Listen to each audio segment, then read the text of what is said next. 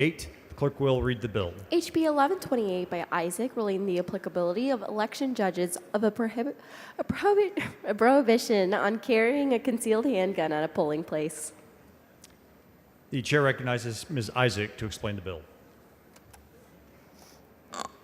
Thank you, Mr. Speaker. Members, this bill will codify an opinion from our AG that election judges have the authority to carry in polling places. I move passage. Mr. Speaker, Ms. Goodwin, for what purpose? will the gentle lady yield for some questions? Does Yes. the gentlelady yield? Gentlelady yield. yields for questions. Representative Isaac, why do you want to put guns in Texas polling places? So on March 6th, in testimony before the Election Committee this session, the elections director of the Texas Secretary of State reported that in 2024, election workers endured bomb threats and physical attacks, including having water bottles thrown at them. Some workers even quit mid-election out of fear for their safety. The Texas Association of Election Administrators legislative director testified that election workers have been threatened at polling places and even visited at their homes by imposters. She warned that it's becoming harder to recruit and retain workers because of rising threats. These are not isolated incidences. They're happening across Texas. Election workers and are mostly volunteering. These workers are mostly volunteers giving their time to serve their communities. If we expect them to uphold the integrity of our elections, we must do our part to ensure polling places are safe and secure for everyone involved. I can keep going on and give you examples of why. How many shootings at Texas polling places involved a defensive use of a firearm by a poll worker? I'm not advised. 0. Do you know how many mass shootings there were in Texas just in 2024? I'm not advised. 31 mass shootings in Texas. Are we talking about in this bill, though? I mean, we're talking about So polling locations. why are we now actively expanding access in one of our most sacred parts of our democracy? A 2022 report by the U.S. House of Committee on Oversight and Reform highlighted the increased intimidation of election workers in Texas and other states. For instance, Hyder Garcia, an election administrator in Tarrant County, received death threats, including calls to hang him when convicted for fraud. His home address was leaked, and the threats extended to his children with messages stating, "I think we should end your bloodline." This climate of fear has tangible consequences. A March 2022 survey by the Brennan Center for Justice revealed that 1 in 5 election officials are likely to leave their positions before the 2024 election, citing concerns over safety and political interference. The same survey found that 77% of officials feel these threats have increased in the recent years. I can go on and on. So that voter intimidation that you're talking about, that poll worker intimidation, that is illegal, correct? It is, and we're talking about concealed firearms. I bet you would probably be surprised at how many people are on this floor right now with concealed handguns. Are you intimidated? You don't even know they're here. Do you think that it's possible that voters will be more intimidated by gun-toting poll workers than by poll I just workers answered without that guns? question. They don't even know that they exist. Are you aware that in New York State Rifle and Pistol Association v. Bruin, Justice Thomas, one of the most pro-gun justices on the court, affirmed that states can restrict guns in polling places? Why would one of the most gun-friendly Supreme Court justices specifically say that states can keep guns out of polling places? Evidently, he does not realize that we are more safe when law-abiding citizens are carrying firearms. Do you think that even Justice Thomas recognizes the need to keep polling places gun-free to avoid intimidation? I'm sorry, say that again? Do you think that even Justice Thomas recognizes the need to keep polling places gun-free to avoid intimidation? No, I do not. We're talking about election judges and people serving as an election judge only.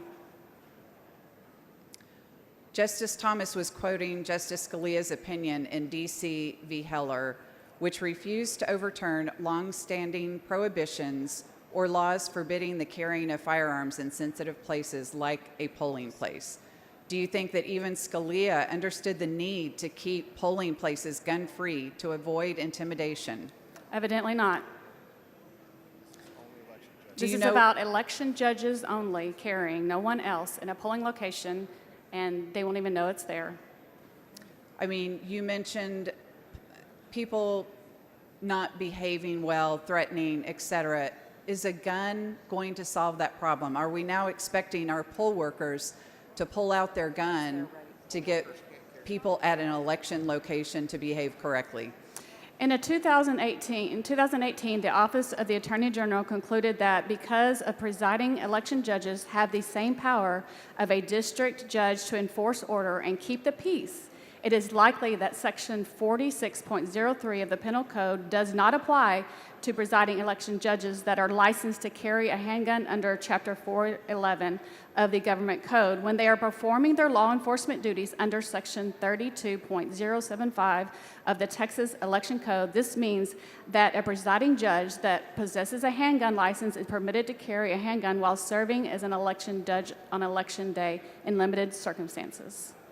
This will make it clear that law-abiding citizens who are election judges, as well as early voting clerks or deputy clerks acting as election judges who want to carry to protect themselves while performing their duties, can do so legally without fear of prosecution.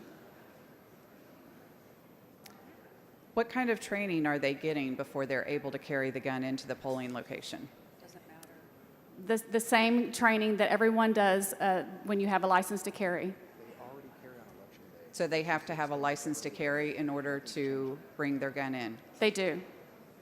And this is only, well, no, this is early voting. Yeah, they have to have a license to carry under this bill. Do those who carry a gun into a polling location have to have any de-escalation training? This is for election judges and people performing the duty as an election judge only. All right, thank you.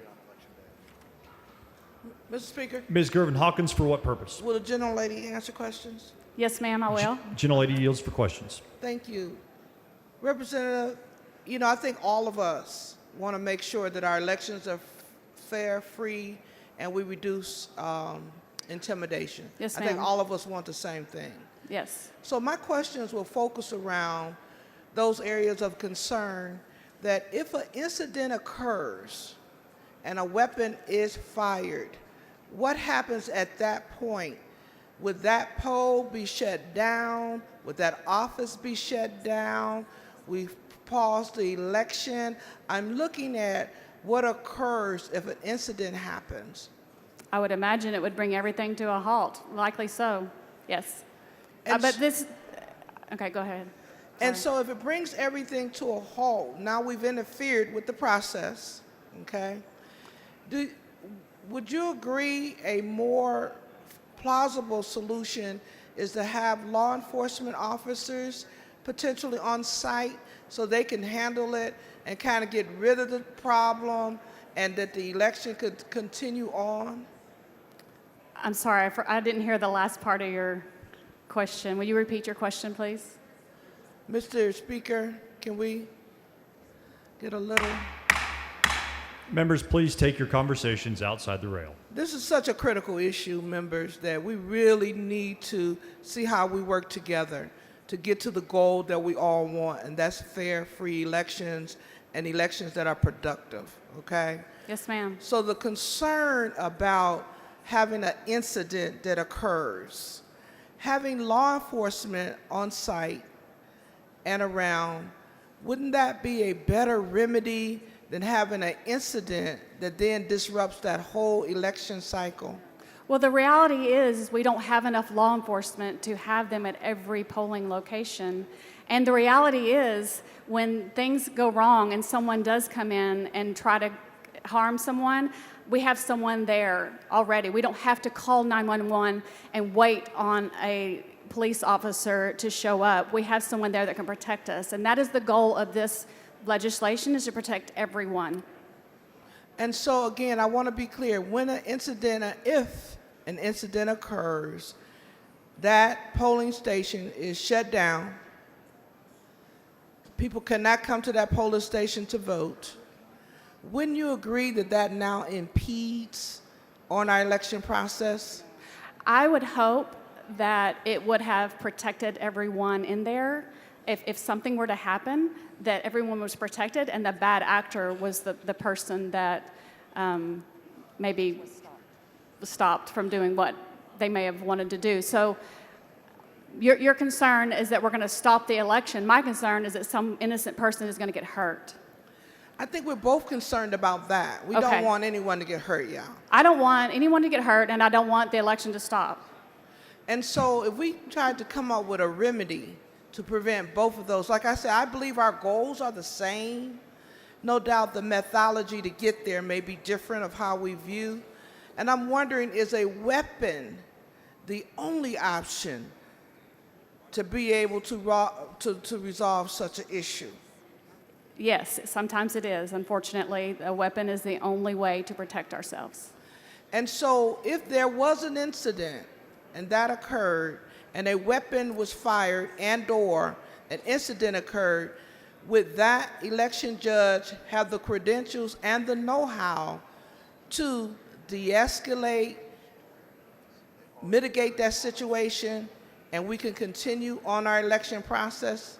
Yes, they are trained to de-escalate, and I went through training to be able to carry a firearm in the first place. So, and they are there to keep order. That is their goal, and their purpose there is to keep order. So would they have a backup team or intervention team so that indeed they can not just stop everything, scare the hell out of everybody, and shut things down? Are you open for some options to be able to meet your goal, protection of everyone, but also do it in a way that it does not impede the process, the election process? When you say backup team, you mean someone that will continue with the election process while, is that, I guess I don't understand. You mean a backup team with firearms? Because we can amend it to do that. No, I'm not talking about everybody. This ain't the Wild Wild West. Oh, okay. I'm not talking about that. I don't know what you mean by backup team. This is such a serious issue. I y'all. don't know what you mean by backup team. I'm sorry. Backup team to what? I'm sorry. To help that election judge deal with that horrific incident, so that the people who are in line to vote and/or the employees that are there are not traumatized. Well, I would imagine law enforcement by that time would have been called. So you do believe that is a partial of the remedy, is the calling of law enforcement? Yes, but unfortunately, it takes time for law enforcement to arrive, and that's why I believe we need someone there all the time with protection. Thank you, Representative, for answering my questions. Thank I you. appreciate it. Mr. Speaker, does the gentlewoman yield for Ms. a Flores, question? for what purpose? Does she yield for a question? Does the gentlelady yield for questions? Yes, ma'am, I do. Gentlelady Thank yields. Well, do you really think that arming somebody with a firearm to, maybe combat somebody with a water bottle is not escalating the situation? And wouldn't it, I thought I heard you say, well, I'll let you answer that question. So I don't believe we should wait until someone is shot at a polling location to put someone in there and to be able to protect us. So it seems like these threats are escalating and it's getting worse. So this is a deterrent too. If a bad actor knows that someone there at that location is carrying a firearm, that is a deterrent as well. And did I hear you say that, because I heard you say two things when Representative Goodwin asked whether or not they had de-escalation training. I believe you said they did not, but then when Representative Hawkins asked, you said they were trained in de-escalation. So which is it? Well, the judges they are there to enforce order and keep peace. That is their goal. That's why they're there at the polling location. And I believe that person should have a firearm. to protect everyone there, everyone, voting, workers, everyone. And that is their primary goal. But you don't believe that they should have de-escalation? You know, even police officers who are trained to carry weapons and respond to situations are required to have de-escalation training. So if it, would they have to take some de-escalation? Would you be amenable to those folks being trained in de-escalation so that it wouldn't get to the point where they have to pull a gun on somebody, or to brandish a firearm in a crowded place? So when you take a course to carry a firearm, that is part of your training. Thank you. Thank you. Mr. Verdell, for what purpose? Will the member yield for questions? I guess so. All right. Gentlelady I'll be yields quick. for questions. All right. Ms. Isaac, did you know that between 2014 and 2024, armed civilians stopped at least 157 active shooters, and in nearly 35% of those cases, an armed civilian stopped a mass shooter before police intervened? I'm not aware of those numbers, but I do know it happens, and that's why I filed this bill. That is a FBI statistic. Did you know that there are members in the House that often vote against Pro-2A legislation, but they still carry a firearm for their own protection? I would imagine that's so, just like And fences. Three questions left, very simple. Do you believe that a woman has a right to self-defense? I do, and this is the greatest equalizer. And do you believe that a man also has that same right to self-defense? I do. So is it safe to say that an election judge should have that same right as any other man or woman to carry a firearm in the act of self-defense for themselves? I do. Thank you for your answers. Appreciate it. Thank you.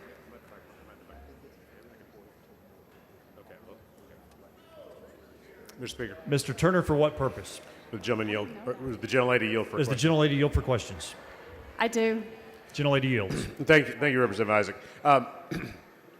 You said something in your layout, or in response to another question a few minutes ago about Hyder Garcia receiving threats. Can you go back over that?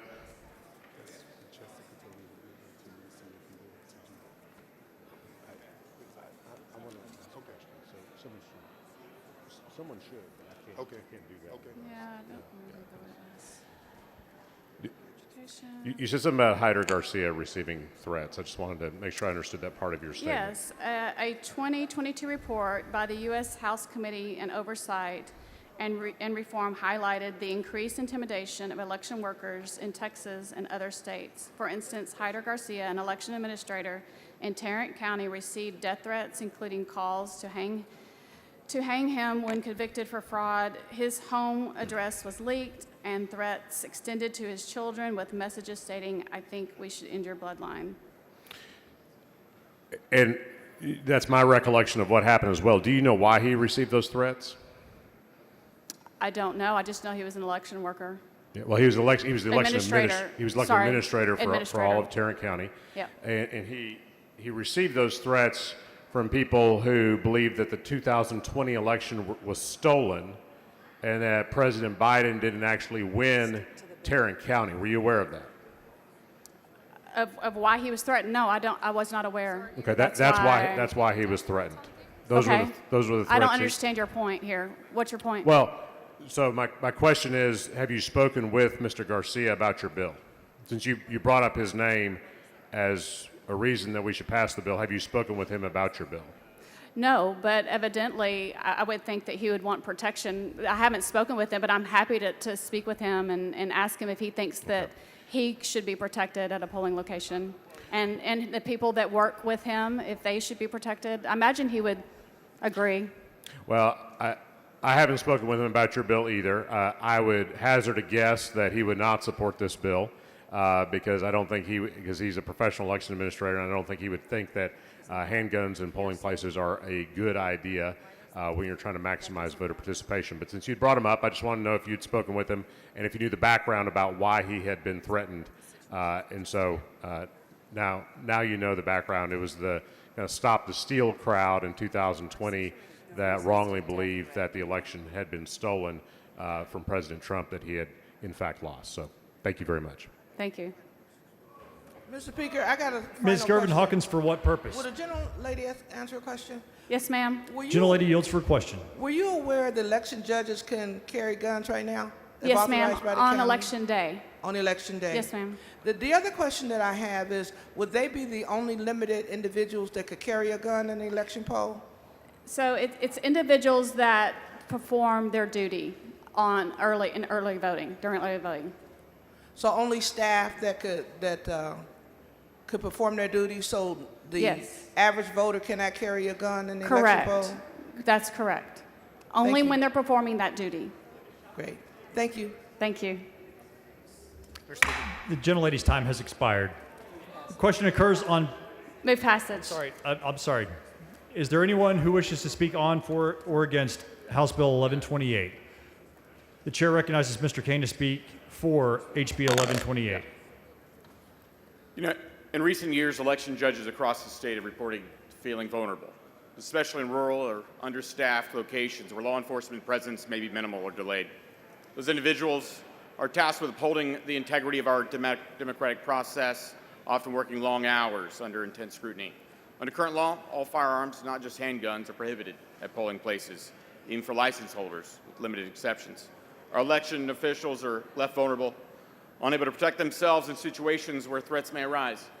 This bill doesn't open the door to general firearm presence in the polls. Rather, it provides a narrow, common-sense exemption. Look, we trust these individuals to run our elections, and we should trust them to protect the voters as well. It's an indisputable fact, guys, that gun-free zones protect criminals, not law-abiding citizens. So let's make sure that our elections are free, fair, and safe. Let's pass this bill. Chair recognizes Ms. Isaac to close on the bill. Move passage. Back up, members. Chair recognizes Ms. Goodwin to speak in opposition to the bill. Thank you, Mr. Speaker. Members, I just want to bring up one more thing that I was made aware of. In Beaumont in 2022, a federal judge issued an emergency order against a white poll worker who repeatedly and aggressively asked only black voters to recite their addresses out loud, even when the voter was already checked in by a poll worker. White poll workers and white poll watchers also followed black voters, and in some cases, their black voter assistants around the polling place, sometimes even standing 2 feet behind a black voter, and the assistant while the voter was at the machine casting a ballot. I think that this type of conduct, if combined with a gun, is detrimental. I hope that you will vote against this Mr. bill. Speaker, Mr. Patterson, for what purpose? will the gentlelady yield for questions? Does the gentlelady yield for questions? Yes. Gentlelady yields. Does this bill only allow white election judges to carry a gun? No, sir. Does this bill only allow black election judges to carry a gun? No, Are election judges already allowed to carry a gun on election day? yes, this expands it to other days. To early voting, to make it the same across the board, whether it's election day or early voting, is that correct? And I believe there's a difference between who is a judge on election day and who is a judge on during early voting. That is exactly correct. And so that's why the language of the bill was changed to make sure it's performing the duties of an election judge. Because are you aware that an election judge is only an election judge on election day? Yes. And then there is a person performing the duties of an election judge during early voting, is that correct? Yes. And only that person, not all poll workers, not anyone showing up to vote, but only that person would be able to carry a gun just like the election judge does on election day, is that correct? Yes. And are you aware that this body, this legislative body, the Texas House, has passed this exact same bill the last 2 sessions? And I've probably argued against it in You the may last have. 2 sessions Yes, as ma'am. well. All right, thank you. Mr. Speaker, Ms. Flores, for what purpose? does the gentlelady yield? Yes. Gentlelady yields for questions. So, just about the previous point, if it's somebody who's substituting for an election judge, and it could be a clerk that they just asked to fill in that day for early voting, would that person have the same de-escalate training that the election judge would have had? Do you think that perhaps anybody who's going to serve in that capacity should have this de-escalation training at the very least? Absolutely. I don't think that currently that would necessarily be the case, but certainly they should have all the training that an election judge has. Thank you. Mr. Purdell, for what purpose? Will the member yield for questions? Just The one gentlelady question. yield for question. Yes. Have you heard of Gentlelady yields. any law enforcement opposing this bill? I am not aware. All right, thank you. No more questions.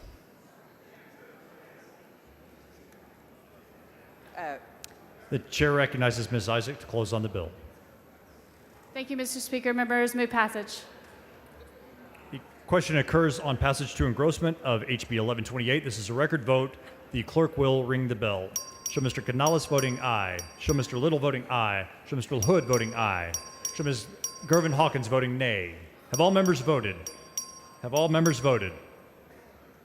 There being 89 ayes and 53 nays, HB 1128 is passed to engrossment.